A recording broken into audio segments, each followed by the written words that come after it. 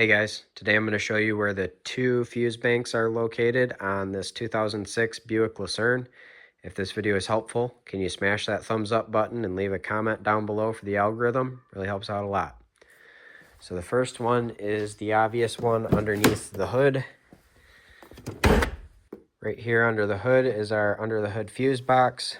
Pinch these tabs and this tab here, and you can lift this cover off.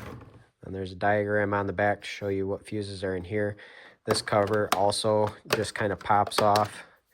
Sometimes it can be kind of a pain. You've got a fuse puller right there by my pinky. The next place is less obvious, and it's underneath the back seat here. So we are just going to give the back seat here a good yank.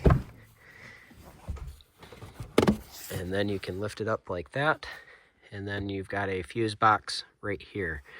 So we're just going to lift this tab here, and you can see all your fuses right there. There's a diagram on the back here to tell you what all these things are. But I hope you found this video helpful. If you did, smash that thumbs up button. Leave a comment down below for the algorithm. Thank you for watching, and have a good one.